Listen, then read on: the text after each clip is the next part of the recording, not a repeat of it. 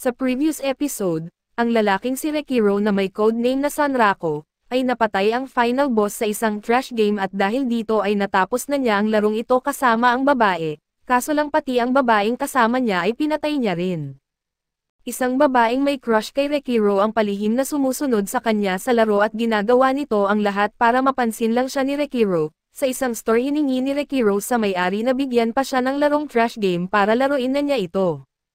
Kaso ni-recommend ng may-ari kay Rekiro na laruin niya ang hindi trash game at subukan niya ito baka mag-fit ito sa kanyang panlasa, dahil sa larong iyon ay ginanahan agad si Rekiro at nagpas siya na maging malakas at maging pangunahing player sa larong ito.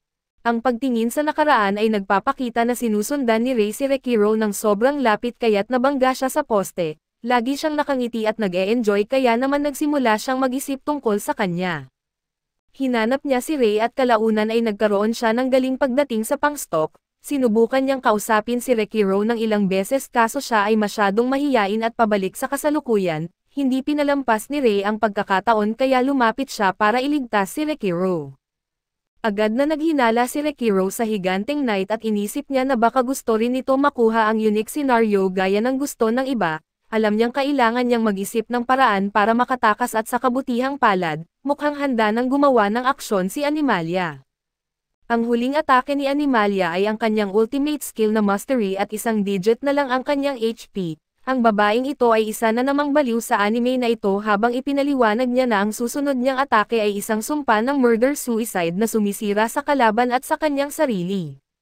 Nagamit na ni Pencil Gun ang kanyang manika at wala siyang paraan para ma-debuff ang sumpa, kaya pareho silang natanggal dahil sa skill na iyon na nagdulot ng malakas na pagsabog ng liwanag na ikinagulat ng lahat. Ngunit ito na ang pagkakataon ni Rekiro, sinabihan niya ang kanyang maliit na kaibigang hayop na ihanda ang gate para sa kanila, at humingi ng paumanhin sa knight sa paggamit ng espada nito bilang launchpad. Tumakbo si Birdface ng mabilis at gusto ng kalaban na grupo na pigilan siya sa pag-abot sa lungsod dahil puno ito ng mga bounty hunter, pero sa kasamaang palad para sa kanila, masyadong malakas si Ray at naitulak niya sila pabalik. Hindi pa rin pinagkakatiwalaan ni Rekiro ang higanteng knight pero nangako siyang tandaan ang kanyang pangalan na si Zero. Galit na galit ang mga miyembro ni Pencil Gun pero lubos dito na na-distract si Ray. Hindi siya makapaniwala na kinausap siya ni Rekiro at ang paghingi nito ng paumanhin ay paulit-ulit na naglalaro sa kanyang isip. Nakita ng mga lalaki ito bilang pagkakataon para makakuha ng pabor at sinubukan nilang atakihin ang Attack Master, pero galit na galit si Ray dahil sila ang dahilan kung bakit hindi siya nakapag-usap ng mas matagal kay Rekiro. Naghanda ng tumakas ang mga miyembro ni Pencil Gun, pero hindi sila pinakawalan ni Ray dahil marami pa siyang sama ng loob na gustong ilabas sa kanila. Nakita natin na nakabalik na sina Rekiro at Emil Sain sa loob ng Rabbit Tuza. Naubusan ng mahika si Emil dahil sa kanyang naunang pag-transform, pero mabuti na lang at handa ang ating bida at bumili ng mga item na nagpapabalik ng mahika. Biglang nakatanggap si Rekiro ng email na tinawag niyang sore loser email at ito'y mula kay Pencil Gun. Hindi siya makapaniwala na biglang dumating ang Attack Master para iligtas siya, at binanggit niya na ang kamatayan niya ay kasalanan niya kaya hindi niya talaga natalo si Rekiro. Gusto pa ring makausap ni Pencil Gun si Rekiro kaya sinabi niya dito na tawagan si Kacho para magkaroon sila ng pagpupulong sa laro sa Unite Rounds. Medyo kakaiba na gusto niyang makipag-usap, kaya doon ay nagduda siya at biglang nakatanggap si Kacho ng email mula kay Pencil Gun at nagtaka rin si Kacho pero pareho silang interesado sa sasabihin nito. Napagdesisyonan nilang hindi uurong pero sa ngayon, mas maraming iniisip si Rekiro at natapos ni Emil ang kanyang masarap na potion at sabik na ipinaliwanag ni Rekiro na handa na siyang simulan ang natatanging senaryo.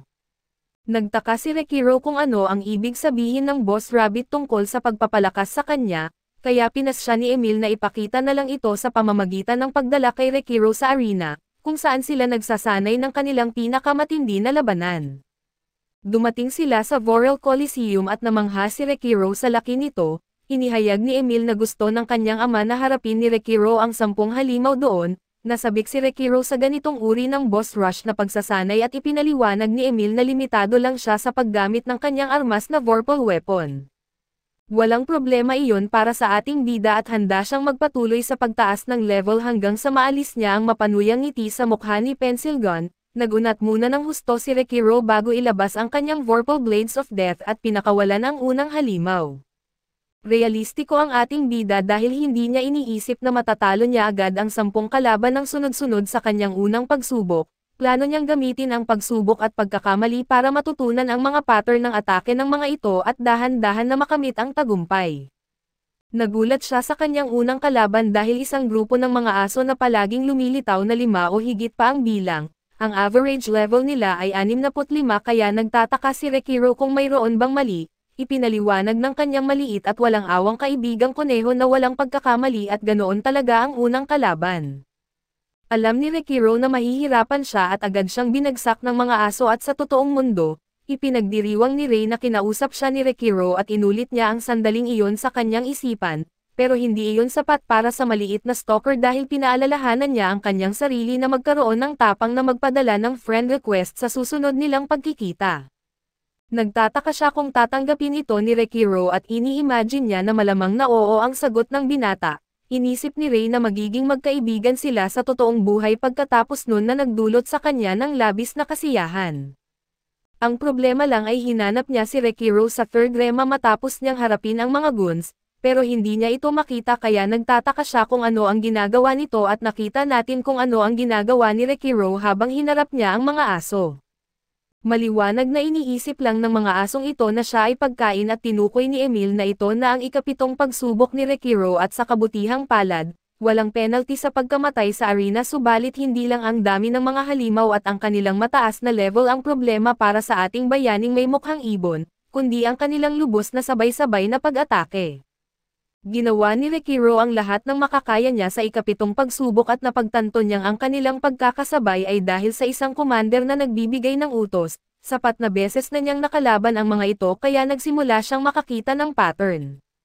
Isa sa mga halimaw na ito ay umuungal mula sa malayo at hindi talaga lumalaban at gamit ang kaalamang ito, ginamit ni Rekiro ang kanyang spiral edge na atake sa kanilang pinuno, tumakbo ang halimaw na ito habang ang iba ay nagmamadaling protektahan ito.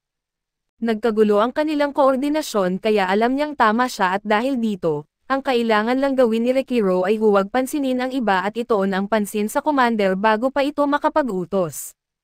Hinabol niya ang pinuno ng grupo at nagpalakpak si Emil nang talunin niya ito, nawala na ang kanilang master at wala nang natira para matakot pa si Rekiro kaya pinuksa niya ang mga aso na wala na sa ilalim ng utos ng kanilang leader. Nakumpleto ni Rekiro ang unang antas ng pagsasanay at ipinagdiwang ni Emil ang kanyang bayaning mukhang ibon. Umaasa si Rekiro na hindi na naman grupo ng mga halimaw ang susunod na round at tiniyak sa kanya ni Emil na ang susunod ay tiyak na isang kalaban lang. Umaasa siyang totoo ito pero nagulat siya nang makita na ang susunod na kalaban ay tinatawag na Parasite Tentacle. Ang nakakadiring nilalang na ito ay isang teddy bear na may mga ahas na lumalabas sa likod nito. Kaya naisip ni Rekiro na halos grupo rin ito. Ginamit ni Rekiro ang estratehiya ng pagtago at pagtakbo laban sa mga tentacle ng halimaw, nang maputol na ang lahat ng tentacles, huminto sa paggalaw ang bear at nanalo siya. 4 na pagsubok na lang ang kinailangan at ang ikatlong kalaban niya ay isang matibay na goblin, mas madali lang ito para kay Rekiro kaysa doon sa unang 2 na kanyang nakaharap at 2 pagsubok na lang ang kanyang kinailangan. Ang ika-4 na kalaban niya ay isang mabangis na baboy ramo kaso dahil may karanasan siya sa in-game na rodeo, tinalo niya ito sa unang try lang at ang ika-5 kalaban ay isang hamon mula sa isang baliw na ibon na naglalabas ng nakakasirang acid, na kinailangan niyang subukan ng 112 beses. Ang mga susunod na kalaban ay medyo madali at tinalo niya sa isang pagsubok lang bawat isa. Ang ika-9 na kalaban ng ating bayani ay isang mega golem na mayroong uri ng invisible na energy shield, na nagbabawas ng 70% ng kanyang HP tuwing siya ay nakakatama dito. Napagtanto niya na kailangan niyang unti-unting sirain ito at tinalo niya ito sa ika-7 pagsubok, higit na nasa sabik si Rekiro kaysa dati dahil isa na lang ang natitirang kalaban, pero labis siyang nadismaya nang makita na pagkatapos ng lahat ng pakikipaglaban ay 2 low level lang ang kanyang itinaas. Ito ay dahil sa Vepal Soul Collar na ibinigay ni Vosh sa kanya, na binabawasan ang kanyang karanasan sa kalahati at hinihikayat siya ni Emil na magpahinga dahil napansin niya ang nakakakilabot na tingin sa mga mata ni Rekiro. Ngunit hindi sumasang-ayon ang ating bida at gumawa siya ng nakakatawang mukha habang sinasabi na maayos ang lahat ng kanyang pag-optimize. Hinamon ni Rekiro na lumabas ang susunod na halimaw at nagulat siya nang makita na dumating si Vosh para bumisita. Humanga si Vash na naabot na ni Rekiro ang huling antas at binanggit na ang pagkakataon ay hindi maaaring mas perpekto pa. Alam ni Rekiro na hindi ito nagkataon lamang habang iniisip niya na ang pagkatalo sa ikasyam na halimaw ay nag-trigger ng isang event flag. Ipinaliwanag ni Vash na para sa huling kalaban ni Rekiro ay haharapin niya ang isang halimaw na kanyang nahuli. Talagang nagsikap si Vash na makuha ang halimaw na ito at pinakawalan niya ang nakakadenang beast sa arena. Pinakawalan ni Vash ang nilalang at hindi matukoy ng ating bida kung anong uri ng halimaw ito. Inisip niya na ito ay isang dummy mula noon na sumubok na magsanib sa isang puno para magkaroon ng mas mahabang buhay. Maingat na pinagmamasdan ni Vash at napagtanto niyang kayang talunin ni Rekiro ang halimaw sa kanyang kasalukuyang kalagayan. Dahil dito ay binago niya ang kriteria ng pagkapanalo at ang halimaw pala ay may kakaibang lakas. Kaya ang kailangan lang gawin ni Rekiro para manalo ay mabuhay ng 5 minuto at ang nilalang na ito ay isang wood mage, ngunit sabik si Rekiro na patunayan na kaya niyang tapusin ang pagsubok na ito. Kumpiyansa si Rekiro para sa pagsubok na ito ng pagtitiis, ngunit agad siyang nagulat sa unang atake ng halimaw at lumikha ang kakaibang punong ito ng mga ugat mula sa kawalan at napilitang tumakbo si Rekiro para sa kanyang buhay. Ipinaliwanag ni Vash na humahanga siya pagdating sa kumpiyansa ni Rekiro, ngunit binigyang diin na kailangan niyang patunayan ito ngayon kung gusto niyang mabuhay. Labis na na-stress si Rekiro sa pag-iwas sa lahat ng mga atake nito at napagtanto niyang magiging mahabang 5 minuto ito. Sa mahigit 30 milyong manlalaro ng SLF, si Rekiro ang unang lumaban sa nakakatakot na halimaw na ito. Hindi malalaman ni Rekiro hanggang sa malayo sa hinaharap.